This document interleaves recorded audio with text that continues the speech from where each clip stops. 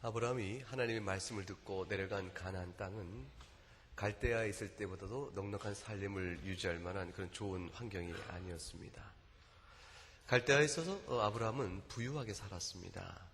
그 갈대아 땅은 유브라테스와 이렇게 티그리스 강이 있는 지역에 있기 때문에 물이 풍족했고 비옥한 땅이었죠.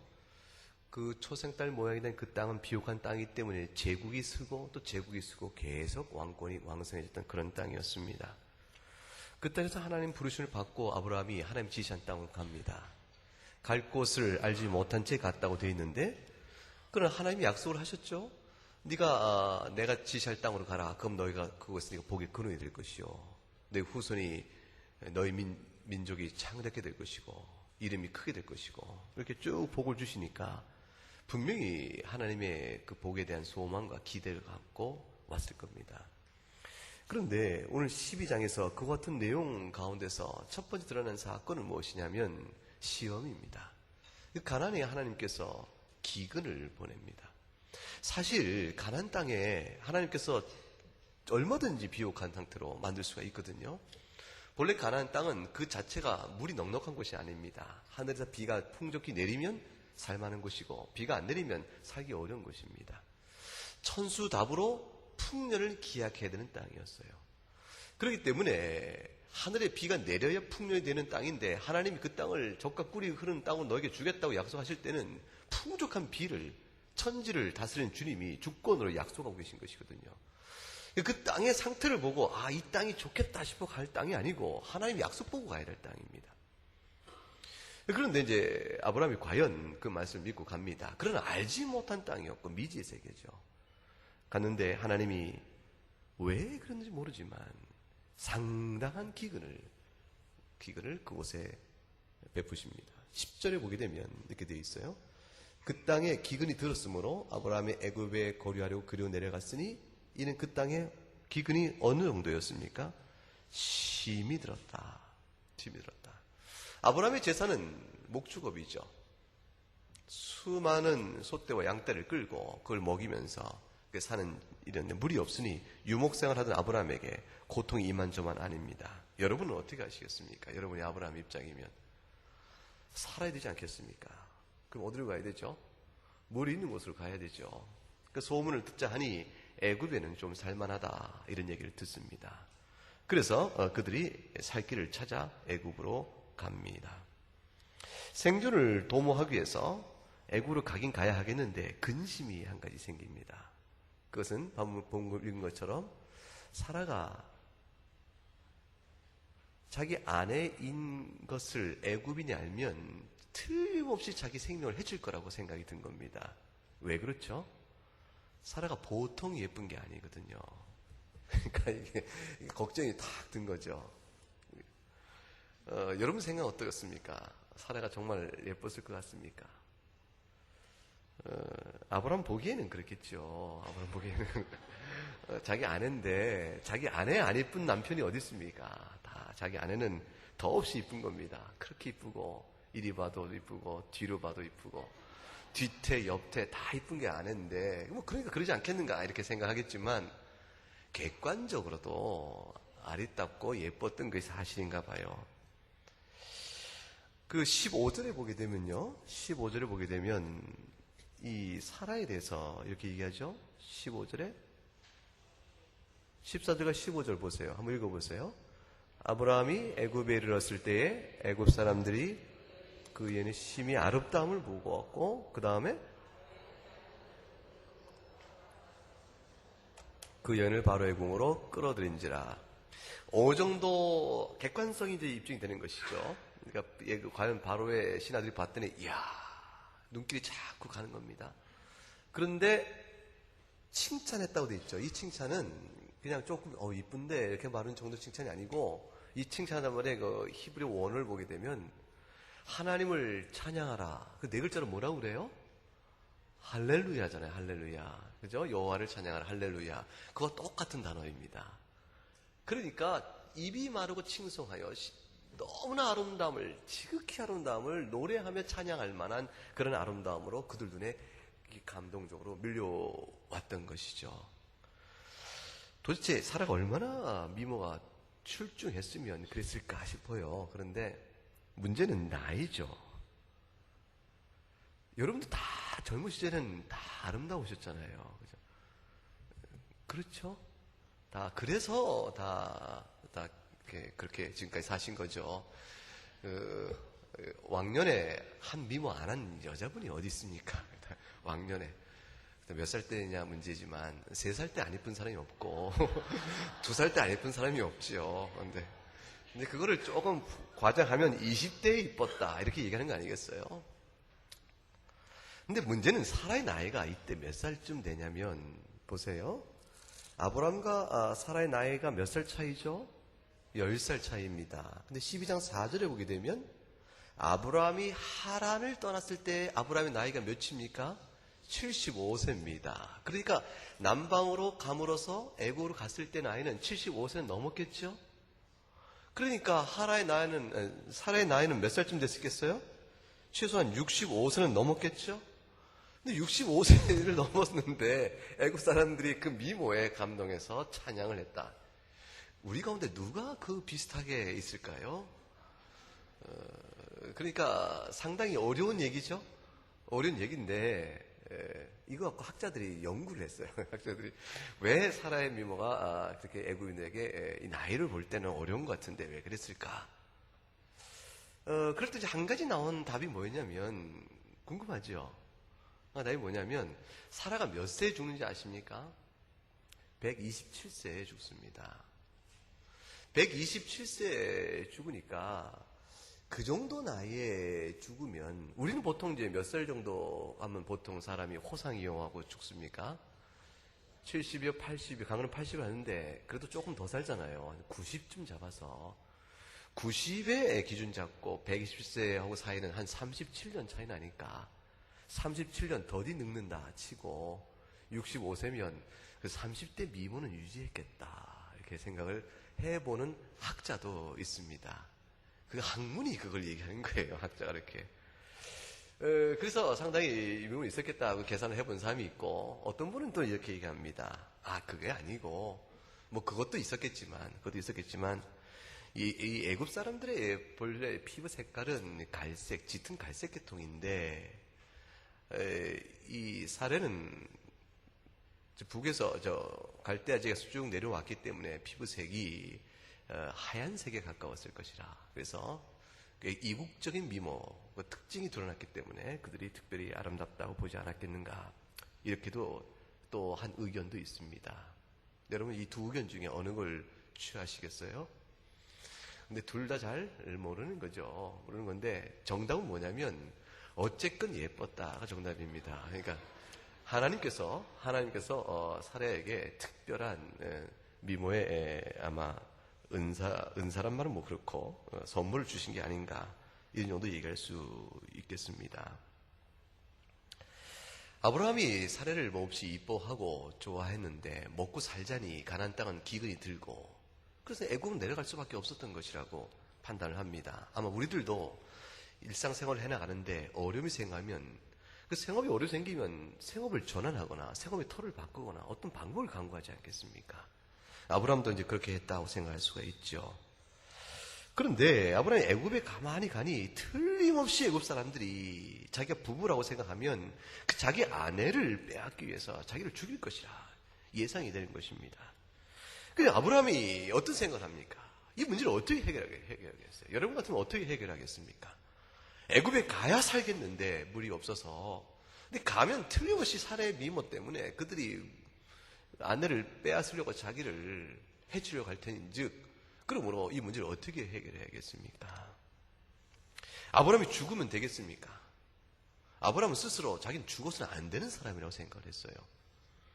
그러니까 아브라함을 이 오늘 본문을 읽으면 우리 생각이 뭐가 드냐면, 생전에 이렇게 못돼 먹은 놈이 있나, 이렇게 추악한 놈이 있나, 이런 생각이 들죠. 이 작자가 도대체 자기 살겠다고 아내를 팔아 넘겨? 이렇게.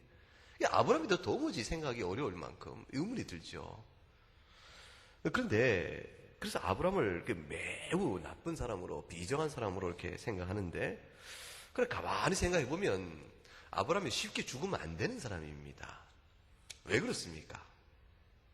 하나님이 자기 후손을 통해서 이름을 창대케 하고 후손을 번성시켜서 복의 근원 살겠다 하셨는데 내가 받은 복이 보통 복입니까? 지금? 내가 죽으면 하나님이 나에게 약속한 일을 이룰 수가 없기 때문에 죽으면 안 되는 사람이죠. 아주 귀하신 분이란 말이죠. 그러니까 살살 잘 간수를 해야죠. 모든 사람은 나를 잘 돌봐줘야 되는 것이죠. 내가 굉장히 귀한 몸이니까. 그러니까 아브라함은 죽으면 안 됩니다. 이것은 뒤집어 얘기하면 희화적으로 설명해서 그렇지 어떻게 보면 믿음의 반응이 이러해요. 하나님 내게 주신 약속의 말씀이 있는데 이 약속을 이루기 위하여 주께서 나를 통하여 이루신다 하셨으니 내가 죽어서는 그 약속이 이루어질 수가 없는 것이므로 내가 결코 죽음의 위험에 스스로 자초하면 안 될 것이라. 그런데 애굽에 가면 틀림없이 위기가 올 것이라는 것을 예상하고 있는 것입니다. 그럼 어떻게 하면 좋겠습니까?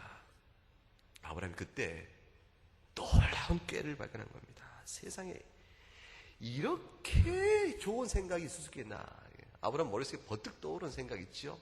거짓이 아니면서 충분히 위기를 피할 수 있는 방법. 그건 뭡니까? 아내 사례를 뭐라고 그러게요?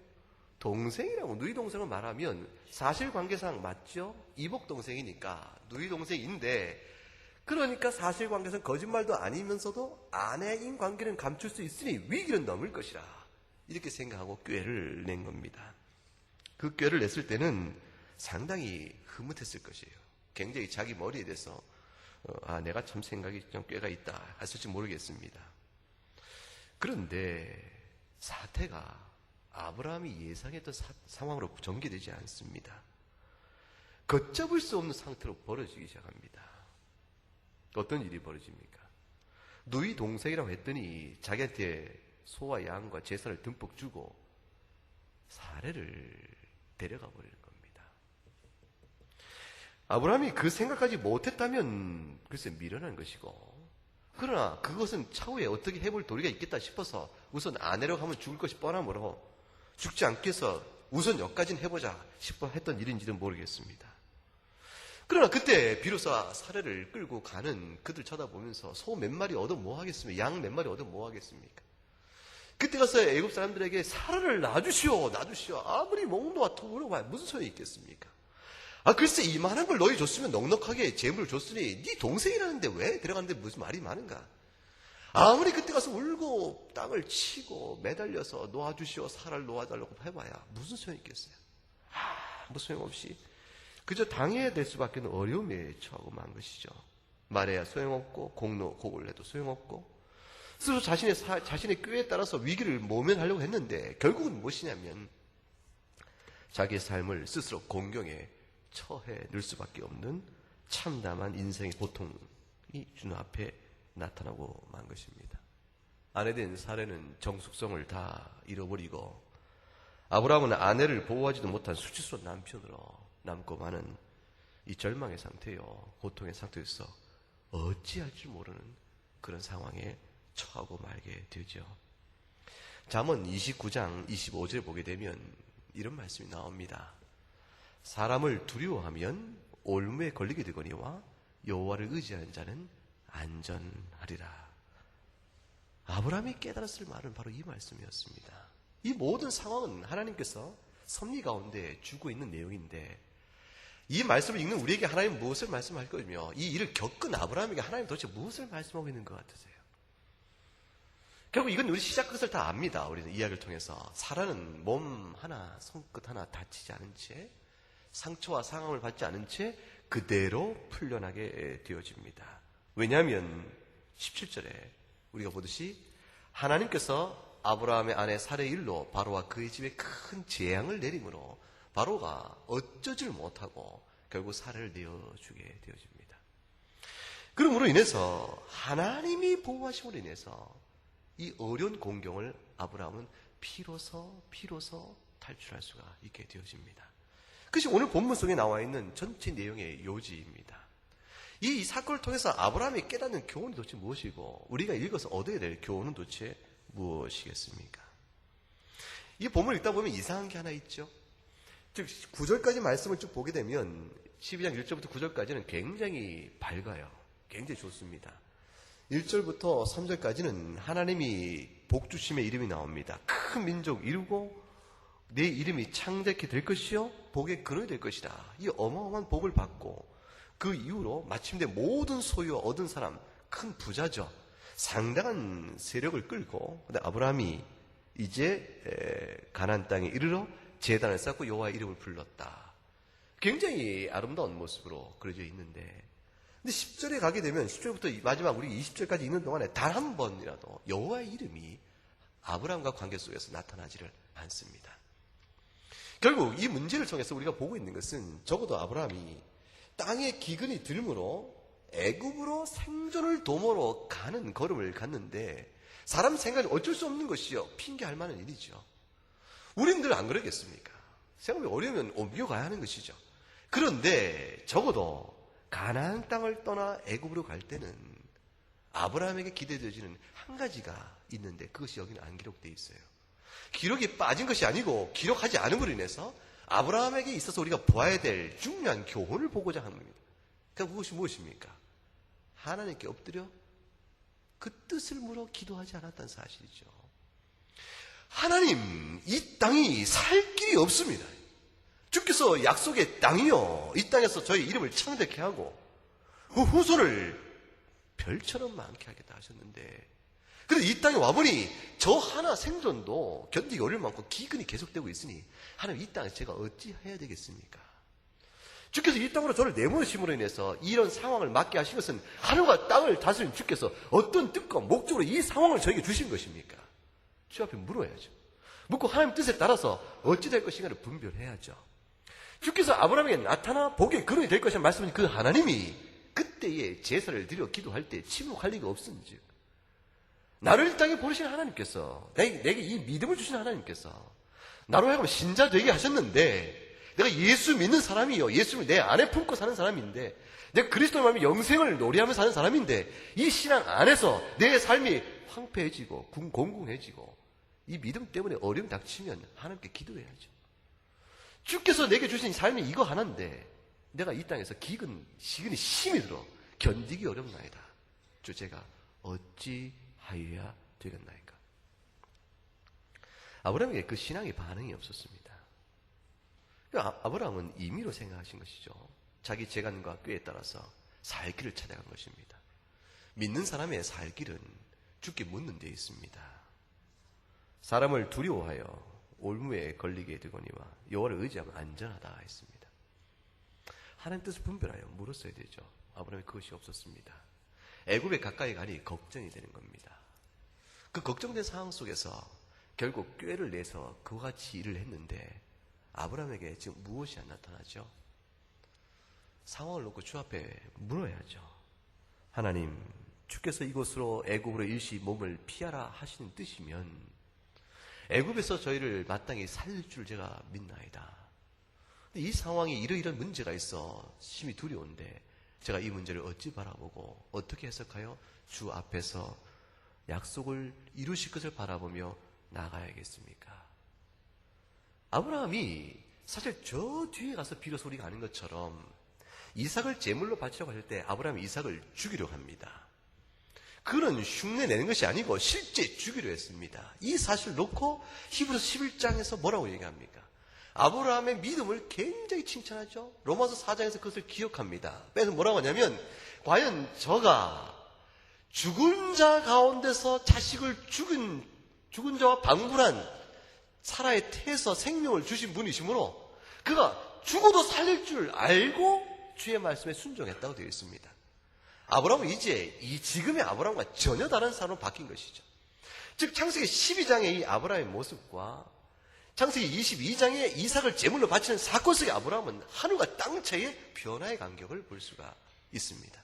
이 모든 변화의 내용 속에 오늘 이 내용은, 아브라함의 이 경험은 신앙의 연단이요, 훈련이요, 하나님이 성숙케 하는 하나의 계기로 하나님이 사용해 나가십니다. 아브라함에게 있어서 이삭을 죽이고자 했을 때 아브라함에게 생긴 믿음은 죽여도 살리실 것이라. 그 믿음이 지금 있었다면 어떤 상황이 되겠죠? 내가 죽어도 살 것이라. 애국을 두려워할 것이 아니라, 내가 이 아내를 빼앗기고 어쩔 줄 모르는 상황이 될 것이 아니고, 내가 설령 애굽으로 가는 것이 주의 뜻이어서 가게 되는 일이 있을 때 할지라도 비록 내 아내요 말했을 때 저들이 나를 아내를 훔치고자 나를 해친다 할지라도 내게 주신 약속은 나를 통하여 이룰 것인즉 하나님이 그 약속을 지키실 것인즉 내가 죽어도 살 것이라. 그 믿음이 12장에는 없는 겁니다. 22장에서 이삭을 제물로 바칠 때는 있었던 믿음이죠. 이 10장의 간격 속에서 아브라함은 하나님의 연단 받아가며 믿음이 무엇인가를 배워가게 되어집니다. 시편 105편 11절과 15절에 보면 이런 말씀이 나옵니다. 한번 같이 읽어보겠습니다. 이르시기를 네가 가나안 땅을 내게 주어 너에게 할당된 소유가 되게 하리라 하셨도다. 그때 그들의 사람 수가 적어 그 땅에 나그네가 되었고 이 족속에게서 저 족속에게로 이 나라에서 다른 민족에게로 또 돌아다녔도다. 그러나 그는 사람이 그들을 억압하는 것을 용납하지 아니하시고 그들로 말미암아 왕들을 꾸짖어 이르시기를 나의 기름 부은 자를 손대지 말며 나의 선자들을 행하지 말라 하셨더라. 이 말씀은 시편 105편의 말씀인데 이 말씀 앞에 있는 구절이 뭐냐면요. 내가 가나안 땅을 아브라함에게 주었고 이삭에게 주었고 야곱에게 주었다. 그러나 그들이 그 땅을 소유자로 갖고 있지 못한 채 나그네처럼 살았으나 그러나 내가 그들에게 준 약속을 지키기 위하여 저들이 사람 수가 적어 나그네처럼 지낼더라도 그들의 생명을 내가 보호하였다. 그들이 여기에 얹히고 저기에 얹히고 또 돌아다니는 일이 있고 그럴 때 저 사람들이 그들을 억압치 못하고 내가 억압하는 일을 용납치 아니하였으니 왜냐하면 내가 저들을 통하여 이루고자 하는 나의 약속의 뜻이 있었기 때문이라. 아브라함과 이삭과 야곱으로 이어지는 가운데서 하나님이 말씀하신 큰 백성을 이루는 족장의 역사를 이끌어 가시기 때문에 하나님이 그들을 보호하셨다. 이 말씀의 내용은 하나님의 섭리죠. 즉 우리가 사는 인생 속에는 하나님이 우리에게 주신 바에 대한 뜻이 있습니다. 우리 각각을 향한 구원의 약속이 있고 구원의 계획이 있고 그걸 통해 주고자 하는 구원의 복이 있습니다. 이 복을 주시기 위해서 하나님 우리 인생을 섭리 가운데 이끌어 가시는데 반드시 믿는 자가 믿어야 할 것은 내 인생 중에 일어난 모든 일을 그 어떤 일에도 불구하고 이 일은 하나님께 아신 바 된 일이요 계획된 바 일이므로 그 모든 합력한 선을 이루실 것이므로 어느 일은 내가 두려워할 것이 없다. 이것을 굳게 믿고 하루하루의 상황을 맞이하고 겪어나가야 합니다.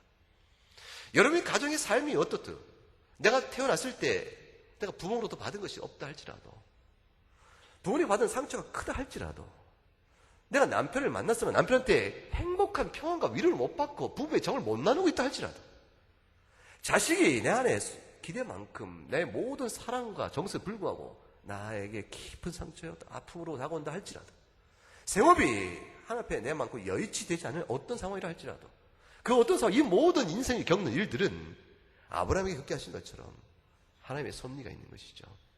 아브라함을 바라보시는 하나님은 모든 믿음의 조상으로 그를 세우기 위해서 이름을 아브라함으로 바꾸시고 훗날 그가 이삭을 제물로 바칠 수 있는 그 믿음의 때까지 12장에 이미 준 복을 이루기 위해서 아브라함을 훈련시켜 이끌어가시 연단시켜 가시면서 성숙으로 이끌어갑니다.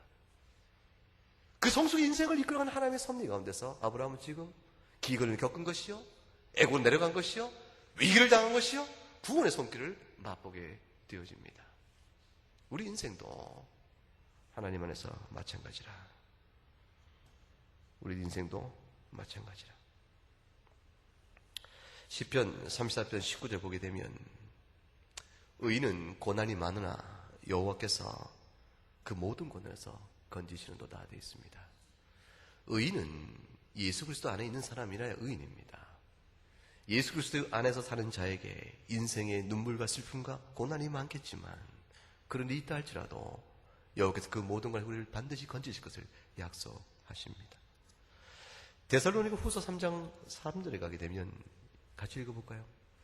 주는 미쁘사 너희를 굳게 하시고 악한 자에게서 지키시리라. 약속의 말씀입니다.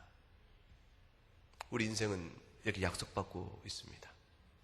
따라서 우리가 겪는 일이 어떠하더라도 주의 나라에 이를 때까지 하나님의 보호 아래 있음을 확신해야 합니다. 어떤 일이든지 하나님 나를 외면하거나 내치거나 나를 돌아보지 않아서 겪는 일이 아니요 하나님 이 모든 일로 주만을 바라보게 하시기 위하여 내게 주신 일인 줄을 믿으셔야 합니다. 아브라함은 이제 돌아갑니다. 오늘 마지막 보게 되면 바로가 20절에 사람들에게 그의 일을 명하매 그들이 그와 함께 그의 아내와 그의 모든 소유를 보내었더라. 애굽을 출애굽하는 것이죠. 출애굽이 쉽지가 않습니다. 애굽 사람들이 거치기 때문에 또다시 아브라함이 안전하게 가나안 땅을 갈 수 있겠는가? 바로가 자기 수하를 붙여서 안전하게 보내도록 합니다. 그런데 엄청난 재물을 다시 얻어가지요. 출애굽에 대한 하나의 예표처럼 드러납니다. 아브라함이 돌아갑니다. 돌아가서 아브라함은 무엇을 배우고 깨닫겠어요? 하나님이 하시는구나. 보세요. 12장 1절에 주께서 아브라함에게 이르시되 너는 너희 고향과 친척과 아버지의 집을 떠나 내가 네게 보여줄 땅으로 가라 했습니다. 그리고 2절 말씀과 3절 말씀 읽어보죠. 내가 너로 큰 민족을 이루고 네게 복을 주어 내 이름을 창대하게 하리니 너는 복이 될지라. 너를 축복하는 자에게는 내가 복을 내리고 너를 저주하는 자는 내가 저주하리니 땅의 모든 족속이 너로 말미암아 복을 얻을 것이라 하신지라. 2절과 3절에 수많은 동사들, 몇 개 동사가 나옵니까 지금? 큰 민족을 이룬다, 복을 준다, 창대케 한다, 복이 되게 하신다, 복을 내릴 것이라, 저주할 것이라. 이 모든 동사의 주가 전부 누구죠? 하나님이시잖아요. 내가 하겠다는 그 약속의 말씀대로 과연 10절 이하의 창세에 기록된 첫 번째 사건 속에서 하나님이 그 일을 과연 스스로 행하시는 이름을 우리에게 보여주고 있습니다. 이제 우리는 성경을 읽어가면서 계속 읽을 것은 무엇입니까? 과연 이 약속을 하나님이 어떻게 지켜가시는 것인가? 하나님 이 약속을 과연 어떻게 이루어 가시는 것인가? 우리가 행하는 모든 폐역과 불순종과 연약성에도 불구하고 하나님은 어떻게 이 일을 계속해서 이루어 가시는가? 하나님의 열심이요, 하나님이 하시는 일이죠. 하나님의 주권적 섭리죠. 하나님의 구원 역사의 흐름을 하나님이 어떻게 이루어 가신가를 우리는 성경을 읽으면서 계속 목도하게 될 거예요. 창세기 12장 오늘 사건 속에서 하나님의 그 손길을 보여주면 내가 이룬다. 아브라함의 보호. 그러면 너는 그 믿음을 갖고 주를 바라며 주께 물으며 주의 뜻 아래 견고히 서라. 우리 인생도 마찬가지입니다. 주 안에 있는 우리를 향하여 영원한 생명을 약속하시고 내가 끝까지 너를 붙들 것이라고 말씀하셨습니다. 그러므로 우리 인생 속의 모든 섭리를 주 앞에 하나님 나를 붙드신 손길인 줄 알고 인생 다 사고 나면 다 보일 거란 말이죠.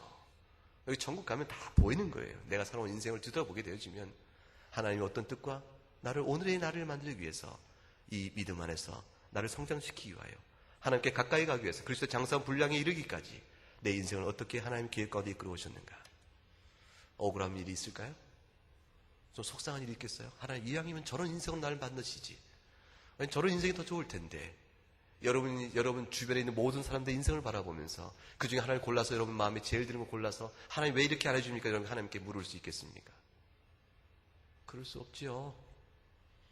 그 나라에 이르게 되어지면 모두가 기쁨입니다. 모두가 만족이요 하나님의 지혜로운 섭리 앞에 찬미가 있을 뿐입니다. 여러분이 인생을 이해하지 못할수록 하나님의 지혜는 또 오묘하고 깊습니다.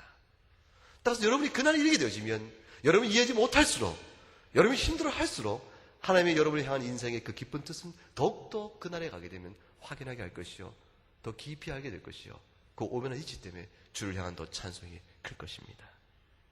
그와 동시에 여러분을 향한 하나님의 위로와 칭찬도 신앙의 인내가 그만큼 크므로 여러분을 향한 칭찬도 클 것입니다.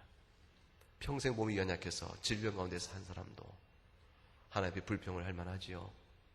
그러나 그 연약성 안에서 주의 능력이 내게 온전해질 것을 바라보고 믿음 안에 서온 사람의 신앙의 인내를 주께서 귀히 보시고 복을 주실 것입니다.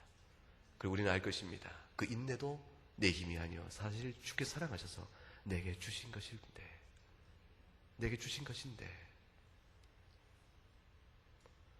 아브라함이 이제 가나안 땅으로 들어가는 모습을 생각해 보세요. 여러분이 애굽의 바로 위치에서 애굽에 있습니다. 그 상상해 보십시다.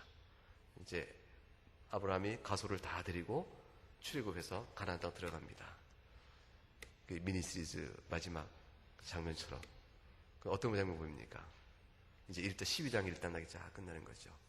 그 여러분은 무엇을 기대하겠어요? 그 다음에 아브라함 생애 속에서 하나님이 아브라함이 약속한 복을 이루가시는 하나님의 손길 속에서 아브라함은 어떻게 그 섭리를 깨닫고 주권에 대한 믿음을 갖고 어떻게 신앙을 반응하며 아브라함은 살아갈까? 다음 주를 기대하세요. 이렇게 이제 그게 이제 여러분 좋아하는 미니스리잖아요. 드라마잖아요. 그렇게 이어져 가겠죠. 성경은 우리로 하여금 13장을 열어보게 합니다. 기도하겠습니다.